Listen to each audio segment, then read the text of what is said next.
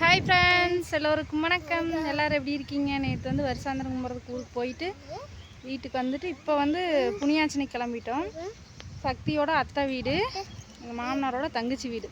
போன வாரம் மாமா வீடு, இந்த வாரம் அத்தை வீடு.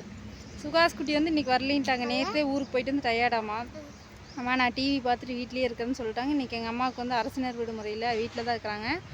அதனால் சுகாஸ் குட்டி விட்டுட்டு நானும் மாலாத குட்டியும் கிளம்புறேன். உங்கள் அப்பாவுக்கு ஒர்க் இருக்குது, வண்டி கிளம்பிட்டாங்க.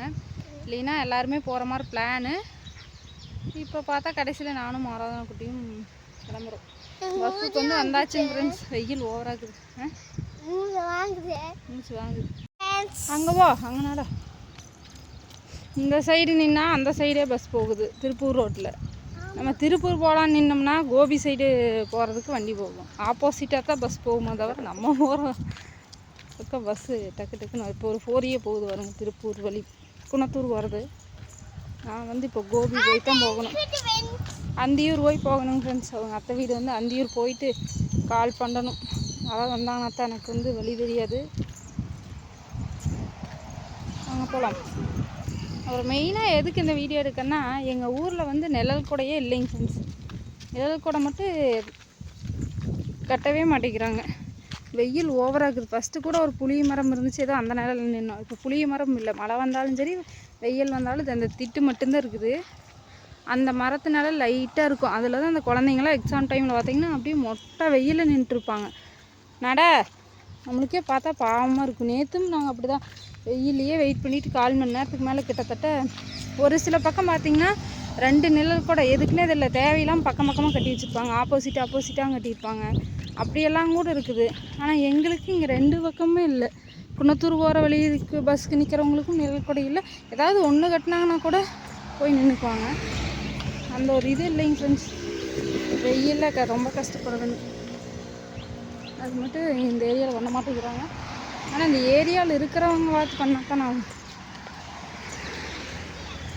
யார் எதுவும் சொல்கிறதும் இல்லை, பண்ணுறதும் இல்லை. பாருங்க எப்படி இருக்குது. நிழல் கூடையே இல்லாமல் வெயிலே தான் நிற்க வேணும். வயசானவங்க குழந்தைங்களாம் ரொம்ப பாவம்.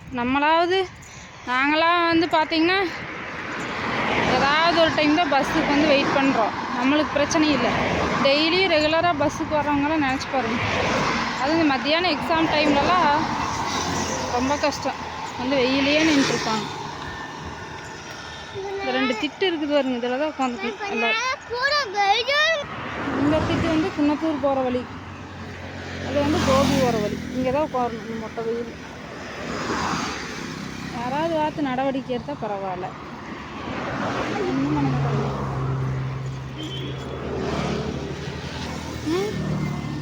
விழுந்துடாது.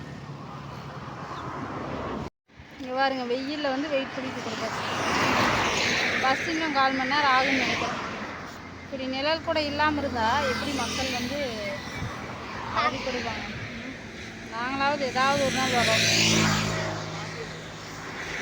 பார்க்கலாம்.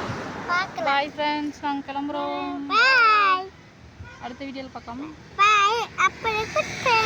யாராவது கெட்டிசெவியூர் இந்த மாதிரி கொளத்தூர் சைடு இருக்கிறவங்க பார்த்தீங்கன்னா, கெட்டிசெவியூர் மெயினாக யாராவது பொறுப்பில் இருக்கிறவங்க பார்த்தீங்கன்னா இந்த வீடியோ கொஞ்சம் ஏதாவது மக்களுக்கு யூஸ்ஃபுல்லாக ஏதாவது ஒன்று நிழல் கூட ஏற்பாடு பண்ண முடிஞ்சால் பண்ணுங்கள். கவர்மெண்ட்டில் ஏதாவது நல்ல ஒரு போஸ்ட்டிங்கில் இருக்கிறவங்க பார்த்தீங்கன்னா முடிஞ்சால் ஹெல்ப் பண்ணுங்கள்.